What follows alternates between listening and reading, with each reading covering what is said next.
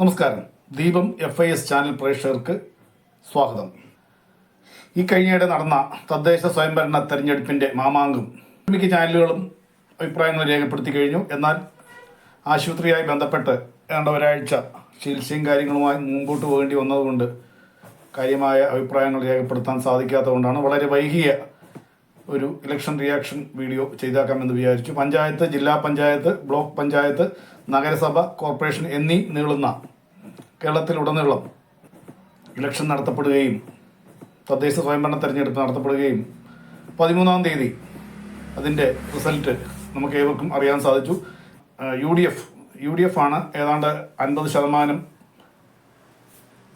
UDF തരംഗം എന്ന് വേണമെങ്കിലും നമുക്ക് വിശേഷിപ്പിക്കാം. അങ്ങനെയാണ് പത്രമാധ്യമങ്ങളും മറ്റുള്ള ചാനലുകളെല്ലാം രേഖപ്പെടുത്തിയത്. 2-ാം സ്ഥാനത്ത് ഭരണകക്ഷിയായ ഇടതുപക്ഷം 2-ാം സ്ഥാനത്തും. എന്നാൽ BJP ശക്തമായ ഒരു തിരിച്ചുവരവ് നടത്തി എന്നും നമുക്ക് അറിയാൻ സാധിച്ചു. പക്ഷത്തിന് തുടർഭരണമാണ് സംസ്ഥാനത്തുടനീളം നടന്നുകൊണ്ടിരിക്കുന്നത്. എന്നാൽ തുടർഭരണത്തിൽ പോരായ്മകളുണ്ട് എന്ന് 2024 നടന്ന പാർലമെൻറ്റ് ഇലക്ഷനിൽ തന്നെ ഒരു സൂചന ലഭിച്ചിരുന്നു. പൊതുജനങ്ങൾ അവരുടെ പ്രതിഷേധം അറിയിച്ചിരുന്നു എന്ന് വേണമെങ്കിൽ പറയാം. ഭൂരിഭാഗം സീറ്റുകളും UDF ആണ് കൊണ്ടുപോയത്. രവിവാറിൻ്റെ സീറ്റ് വളരെ ചുരുങ്ങിയ സീറ്റ് മാത്രമേ ഉള്ളൂ, വെല്ലെണ്ണാവുന്ന സീറ്റ് മാത്രമേ ഉള്ളൂ ഭരണകക്ഷിക്ക് കിട്ടിയുള്ളൂ. അപ്പോൾ തന്നെ അവരുടെ ഭരണരീതികൾ അല്ലെങ്കിൽ അവരുടെ നയപ്രഖ്യാപനങ്ങളൊക്കെ ഒരു മാറ്റം വരേണ്ടിയിരുന്നു. പക്ഷേ എന്ത് ചെയ്യാം, അവർ അതിന് തയ്യാറായില്ല എന്ന് വേണം പറയാൻ. അങ്ങനെയാണല്ലോ നമുക്ക് ഈ ജനവിധി കണ്ടിട്ട് നമുക്ക് മനസ്സിലാക്കാൻ സാധിക്കുന്നത്. നേരെ മറിച്ച് ഈ കഴിഞ്ഞ ഒരു വർഷം കൊണ്ട് അവരുടെ പ്രവർത്തന ശൈലിയിൽ മാറ്റം വന്നിരുന്നെങ്കിൽ ഇങ്ങനത്തെ ഒരു പരാജയം നമുക്ക് ഏൽക്കേണ്ടി വരികയില്ലായിരുന്നു. പോരാത്തതിന് തിരുവനന്തപുരം, തലസ്ഥാന നഗരി തിരുവനന്തപുരം കൈവിട്ടു പോയതാണ് ഏറ്റവും വലിയ ഒരു സങ്കടപരമായ കാര്യം.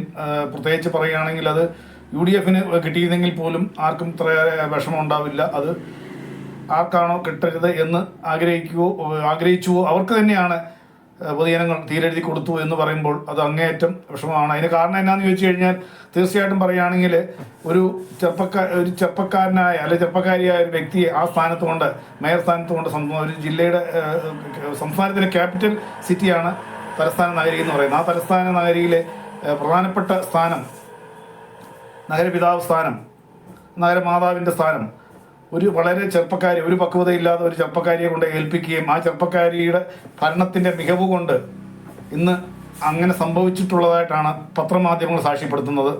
പരാജയത്തിൻ്റെ പിന്നിൽ കാരണം ആ ചെറുപ്പക്കാരിയായ മേയർ ഭരണ മികവ് അല്ലെങ്കിൽ അപാകതയുടെ അടിസ്ഥാനത്തിൻ്റെ പാരിതോഷികമാണ് ഭരണകക്ഷിക്ക്, ഇടതുപക്ഷത്തിന് തിരുവനന്തപുരം നഷ്ടപ്പെടാൻ കാരണം എന്നാണ് പത്രമാധ്യമങ്ങൾ മിക്കതും രേഖപ്പെടുത്തുന്നത്. ഞാൻ 2024 തിരുവനന്തപുരം ജില്ലാ കമ്മിറ്റി അവരെ ആ സ്ഥാനത്ത് നിന്ന് മാറ്റണം എന്ന് പ്രൊമോട്ട് ചെയ്തതായിട്ടും മുകളിൽ നിന്ന് സമ്മർദ്ദം കൊണ്ടാണ് അത് നടക്കാതെ പോയതെന്നും, കാരണം അതിന് മുകളിൽ നിന്നുള്ള സമ്മർദ്ദം എന്ന് പറഞ്ഞാൽ മുകളിൽ നിന്നുള്ള സമ്മർദ്ദത്തിൻ്റെ കാരണം അവർ ചൂണ്ടിക്കാണിക്കുന്ന കാരണം തദ്ദേശ സ്വയംഭരണ തെരഞ്ഞെടുപ്പ് നടക്കാൻ 1 വർഷമാണ് ബാക്കിയിരിക്കുന്നത്. ഈ സമയത്ത് നമ്മൾ ഇവരെ മാറ്റിക്കഴിഞ്ഞാൽ ഒരുപക്ഷെ നമുക്ക് ഓപ്പോസിറ്റ് ഇരിക്കുന്ന രാഷ്ട്രീയക്കാർക്ക് നമ്മളെ വിമർശിക്കാൻ ഒരു അവസരമാണ്. അതുകൊണ്ട് നമുക്ക് കഴിവതും തെറ്റുകൾ തിരുത്തി നമുക്ക് ഇവരെ വെച്ച് തന്നെ മുന്നേറി നമുക്ക് ഇത്തവണത്തെ തദ്ദേശ സ്വയംഭരണ തെരഞ്ഞെടുപ്പ് നേരിടാം എന്ന ഒരു നിലപാട് കൈക്കൊള്ളേണ്ടതായിട്ടാണ് പത്രമാധ്യമങ്ങളിലൂടെ നമുക്ക് അറിയാൻ സാധിച്ചത്.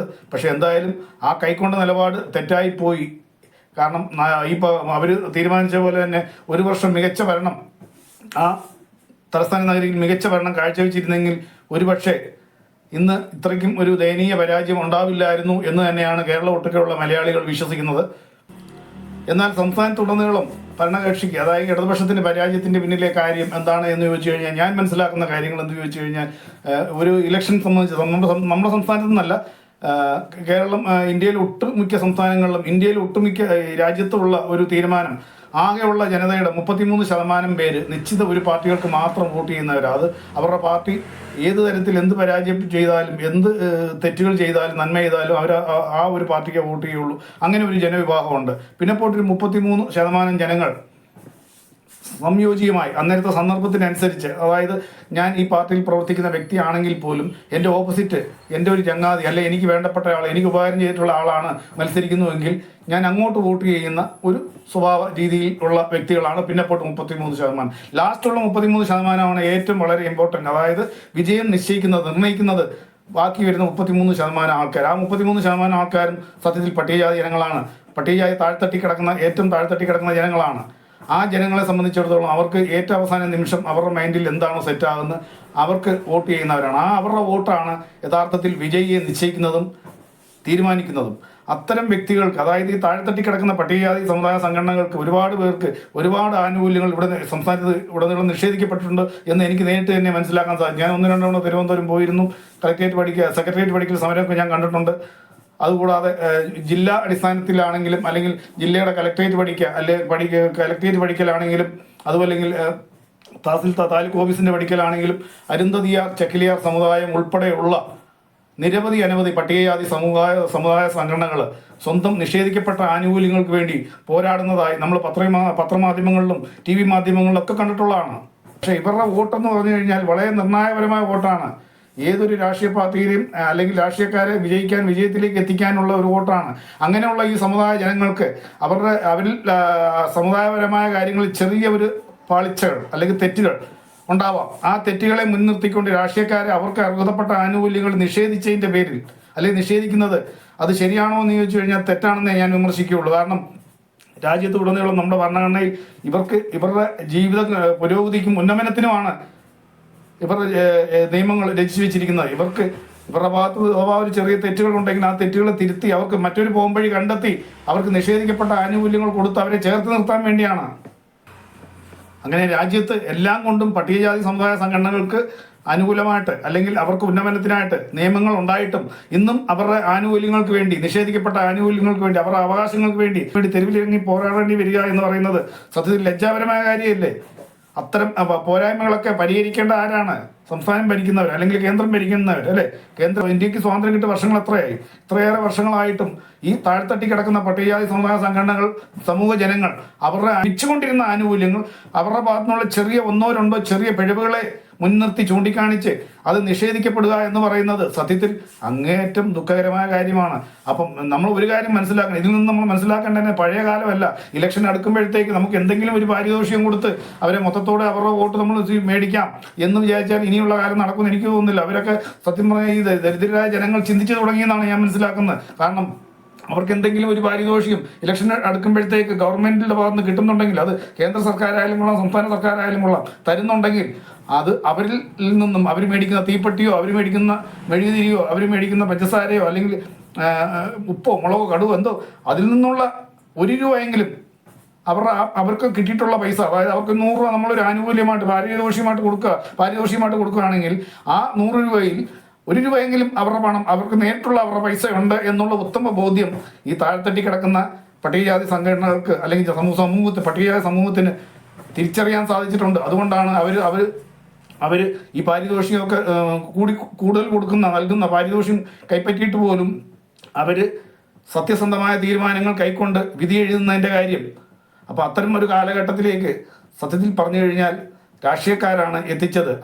അവർക്ക് അർഹതപ്പെട്ട ആനുകൂല്യങ്ങൾ കൃത്യസമയത്ത് അവരുടെ പോരായ്മകൾ പരിഹരിച്ച് അവർക്ക് നൽകുകയായിരുന്നെങ്കിൽ ഒരുപക്ഷെ ഈ ഇത്രയും വലിയൊരു പരാജയം ഉണ്ടാകുകയില്ലായിരുന്നു. അത് ഇടതുപക്ഷം ഭരിച്ചാലും ശരി, കോൺഗ്രസ് ഭരിച്ചാലും ശരി, അല്ലെങ്കിൽ BJP ഭരിച്ചാലും ഇത്രയേറെ പരാജയം ഉണ്ടാകുകയില്ലായിരുന്നു എന്ന് തന്നെയാണ് എൻ്റെ കണ്ടെത്തൽ. കാരണം മുമ്പേ ഞാൻ പറഞ്ഞല്ലോ, കേരളത്തിൽ 2-3 വർഷമായെന്ന് തോന്നുന്നു ഈ അരുന്ധതിയ ചെക്കിലിയർ സമുദായം എന്ന് പറയുന്ന താഴ്ത്തട്ടി കിടക്കുന്ന പട്ടികജാതി സമുദായ സംഘടന ഇന്നും അവരുടെ ആനുകൂല്യങ്ങൾക്ക് വേണ്ടി, അവകാശങ്ങൾക്ക് വേണ്ടി, അവർക്ക് ലഭിച്ചുകൊണ്ടിരുന്ന ആനുകൂല്യങ്ങൾ നഷ്ടപ്പെട്ടതിനെതിരെ തിരിച്ചു പിടിക്കാനായിട്ട് അവർ ഈ കലക്ട്രേറ്റ് പഠിക്കലും താലൂക്ക് ഓഫീസിൻ്റെ പഠിക്കലും സെക്രട്ടേറിയറ്റ് പഠിക്കലും ഒക്കെ ചെന്ന് ബഹളം വെക്കുന്നത്. അവർ മാത്രമല്ല, അവരുടെ റേഞ്ചിൽ വരുന്ന മറ്റുള്ള ഇതര താഴ്ത്തട്ടി കിടക്കുന്ന പിന്നോക്ക സമുദായ പട്ടികജാതി സമുദായങ്ങൾ അവർക്ക് അവരുടേതായ ഓരോ ആവശ്യങ്ങൾ നിഷേധിക്കപ്പെട്ടതായും ലഭിക്കുന്നില്ലെന്നും പറഞ്ഞ് അവരും ഇത്തരം സമരങ്ങളുമായിട്ട് മുമ്പോട്ട് പോകുന്നത് മുമ്പേ ഞാൻ പറഞ്ഞ പോലെ പത്രമാധ്യമങ്ങളിലും TV മാധ്യമങ്ങളിലും ഒക്കെ നമ്മൾ കണ്ടിട്ടുള്ളതാണ്. ആദ്യമേ ഞാൻ പറഞ്ഞ പോലെ ഈ അവസാനം വരുന്ന 33% ജനത എന്ന് പറയുന്ന ഇവരുടെ കയ്യിലാണ് വിജയം ഇരിക്കുന്നത്. അപ്പോൾ ആ ഇലക്ഷൻ നടക്കാറാകുമ്പോഴും നമ്മൾ എന്തെങ്കിലും ഒരു പാരിതോഷികം കൊടുത്ത് നമ്മൾ ഇവരെ കൈക്കലാക്കാന്ന് വെച്ചാൽ നടന്നിരുന്നു. അത്തരം ചെപ്പടി വിദ്യകളൊക്കെ മുമ്പ് നടന്നിരുന്നു. അതിൻ്റെ അടിസ്ഥാനത്തിൽ ഒരുപാട് രാഷ്ട്രീയക്കാർ വിജയിച്ചിട്ടുമുണ്ട്. പക്ഷേ കേരളത്തിൽ കിടക്കുന്ന ഇപ്പോഴത്തെ പട്ടികജാതി സമുദായ സംഘടനകൾ അല്ലെങ്കിൽ പട്ടികജാതി സമൂഹം അല്പം കൂടി ചിന്തിച്ചു തുടങ്ങിയിരിക്കുന്നു എന്നാണ് ഈ തദ്ദേശ സ്വയംഭരണ തെരഞ്ഞെടുപ്പിന്റെ പരാജയത്തിൽ നിന്നും ഞാൻ മനസ്സിലാക്കുന്നത്. അതുപോലെ തന്നെ തിരുവനന്തപുരത്ത് മേയർ ഏറ്റവും ചെറുപ്പക്കാരിയായ മേയറെ കൊണ്ട് പ്രതിഷ്ഠിച്ച് ആ ഇടയ്ക്ക് എന്തൊരു പരസ്യവും വൈഭവമായിരുന്നു നടത്തിയിരുന്നത്. ലോകത്ത് തന്നെ അല്ലെ ഇന്ത്യയിൽ തന്നെ ഒരു മഹാനഗര തലസ്ഥാന നഗരിയിൽ ഏറ്റവും ചെറുപ്പക്കാരിയായ ഒരു പെൺകുട്ടി മേയറാവുന്നു. ആ പെൺകുട്ടിയാണെങ്കിൽ ശേഷം ഒരു MLA തന്നെ വിവാഹം കഴിക്കുന്നു. പ്രസവം എല്ലാം കഴിഞ്ഞ് കൈക്കുഞ്ഞുമായിട്ട് വന്ന് ജോലി സ്ഥലത്ത് ജോലി ചെയ്യുന്നു. അങ്ങനെ എന്തെല്ലാം ഒരു ക്രിയേറ്റിവിറ്റി ആയിരുന്നു നടന്നത്. പക്ഷേ അവസാനം വിധിയെഴുത്ത് വന്നപ്പോഴോ അതൊന്നും അല്ല വേണ്ടത്. ജനങ്ങൾക്ക് അത്തരം ജാലവിദ്യകളല്ല വേണ്ടത്. ജനങ്ങൾക്ക് സത്യസന്ധമായിട്ടും ആത്മാർത്ഥമായിട്ടും പ്രവർത്തിക്കുന്ന ഒരു സേവകനെയാണ് വേണ്ടത്. സേവകനോ ഇതാണ് വേണ്ടത്. അല്ലാതെ സ്ക്രീനിൽ അല്ലെങ്കിൽ സോഷ്യൽ മീഡിയയിലോ പത്രമാധ്യമങ്ങളോ നിറഞ്ഞു നിൽക്കുന്ന ഒരു നേതൃത്വത്തെ അല്ലേ അവർക്ക് ആവശ്യം. അവർക്ക് നോക്കുമ്പോഴത്തേക്ക് അവരുടെ ജില്ല അല്ലെങ്കിൽ അവരുടെ നഗരം അവരുടെ താലൂക്ക്, അവരുടെ പഞ്ചായത്ത്, അതിൻ്റെ അടിസ്ഥാന ആവശ്യങ്ങൾക്ക് ഏത് സമയത്തും ഏത് പാതിരായ്ക്കും ജനങ്ങൾക്കൊപ്പം കൂടി വന്ന് നിന്ന് സഹകരിക്കുന്ന കലാപരിപാടികളിലൂടെ ഒരാളെ കൊണ്ട് പ്രതിഷ്ഠിക്കുക. ആ ആളാണെങ്കിൽ ആ ആൾ ചെയ്യുന്നതിനെല്ലാം വേണ്ടപ്പെട്ടവർ പിന്താങ്ങുക. അവർ ചെയ്താണ് ശരി എന്നൊക്കെ പറഞ്ഞ് പിന്താങ്ങുക. അവരുടെ പ്രധാനപ്പെട്ട മറ്റൊരു കാര്യമുണ്ടല്ലോ, നമ്മുടെ KSRTC ഡ്രൈവറുമായിട്ടുള്ള സംഭവങ്ങൾ. അതൊക്കെ ഞാൻ പറയേണ്ട കാര്യമില്ല, കേരളം ഒട്ടുക്കെ അറിയാവുന്ന കാര്യമാണ്. മലയാളി ലോകത്ത് എവിടെയെല്ലാം ഉണ്ട്, അവിടെയെല്ലാം ഈ സംഭവങ്ങൾ അതിനെപ്പറ്റിയൊക്കെ അറിയാവുന്ന കാര്യമാണ്. അങ്ങോട്ട് ഞാൻ കടക്കുന്നില്ല. അങ്ങോട്ട് പോയി കഴിഞ്ഞാൽ വീഡിയോ കണ്ടാൽ ദീർഘമായി പോകും. അല്ല, ഞാൻ പറഞ്ഞു വരുന്നത് ഇതൊന്നും ജനങ്ങൾ അറിഞ്ഞില്ലെന്നല്ല. ജനങ്ങൾ അതൊക്കെ എന്നിട്ടും ജനങ്ങൾ ഇത്രയേറെ കൃത്യമായിട്ട് അവരുടെ നമ്മുടെ ഇലക്ഷൻ്റെ പരിസ്ഥിതി പറയുന്നത് മനസ്സാക്ഷിയുടെ അംഗീകാരം രേഖപ്പെടുത്തു എന്ന് പറഞ്ഞല്ലോ എന്ന് പറയുന്ന പോലെ അവർ രേഖപ്പെടുത്തിയിരിക്കുന്നു. അപ്പം നമ്മളത് മാനിച്ചേ വെക്കൂ.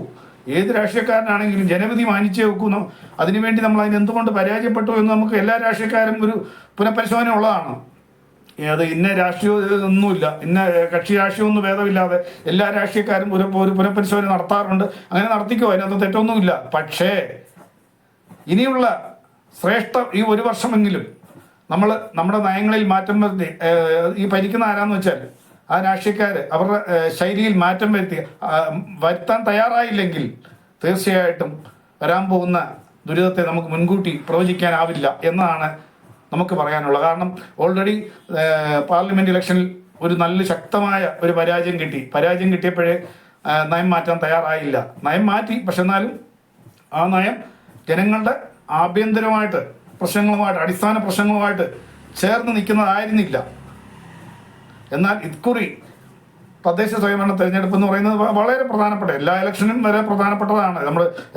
നമുക്ക് 5 മക്കളുണ്ടെങ്കിൽ ഏതാ നമുക്ക് ഇമ്പോർട്ടൻ്റ് എന്ന് ചോദിച്ചാൽ എല്ലാ മക്കളും ഒന്നുപോലെ തന്നെ. എന്ന് പറഞ്ഞ പോലെ രാഷ്ട്രീയക്കാർക്ക് ഏത് പഞ്ചായത്ത് ഇലക്ഷനാണോ വലുത്, ഇലക്ഷനാണോ വലുത്, അല്ലെങ്കിൽ പാർലമെന്റ് ഇലക്ഷനാണോ വലുത്, സംസ്ഥാന നിയമസഭ ഇലക്ഷനാണോ വലുത് എന്ന് വെച്ചാൽ എല്ലാം തുല്യം തന്നെയാണ്. അതിനകത്ത് ചെറുപ്പമൊന്നുമില്ല. ഉണ്ടോ? എല്ലാം തുല്യം തന്നെയാണ്, ചെറുപ്പമൊന്നുമില്ല. എന്ന് പറയുന്ന പോലെ ഇനി വരാൻ പോകുന്ന നിയമസഭാ ഇലക്ഷനിലും വളരെ ഇമ്പോർട്ടൻ്റ് ആയ ഇലക്ഷനാണ്.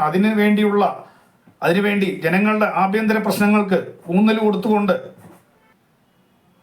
മുമ്പോട്ട് പോകാൻ തയ്യാറാകാൻ ഒരുങ്ങുന്നില്ലെങ്കിൽ, തയ്യാറാകാത്ത പക്ഷം തീർച്ചയായിട്ടും ഞാൻ മുമ്പേ പറഞ്ഞ പോലെ വരാൻ പോകുന്ന ദുരിതം നമുക്ക് മുൻകൂട്ടി പ്രവചിക്കാൻ സാധ്യമല്ല. ഇന്ന്, നാളെ അല്ലെങ്കിൽ ഈ ആഴ്ചയ്ക്കുള്ളിൽ മിക്ക നഗരസഭകളിലും പഞ്ചായത്തുകളിലും പുതിയ ഭരണസമിതി അധികാരത്തിൽ വരും എന്ന് തന്നെയാണ് നമുക്ക് ഏവർക്കും അറിയാൻ സാധിക്കുക. പുതിയ ഭരണത്തിൽ വരുന്ന ഭരണകർത്താക്കൾക്ക് ഏവർക്കും ദീപം FIS ചാനലിലെ അഭിനന്ദനങ്ങൾ അറിയിച്ചുകൊണ്ട് ചാനലിലെ ഇലക്ഷൻ റിയാക്ഷൻ്റെ വീഡിയോ ഇവിടെ പൂർണ്ണമാകുന്നു. ചാനലിലെ പരിപാടി ഇഷ്ടപ്പെടുന്ന പ്രേക്ഷകർ ലൈക്ക് ചെയ്യുക, ഷെയർ ചെയ്യുക, നിർബന്ധമായും സബ്സ്ക്രൈബ് ചെയ്യുക, ബെൽ ബട്ടൺ അമർത്തുക. മറ്റൊരു വീഡിയോയിലൂടെ നമുക്ക് വീണ്ടും കാണാം. നന്ദി, നമസ്കാരം.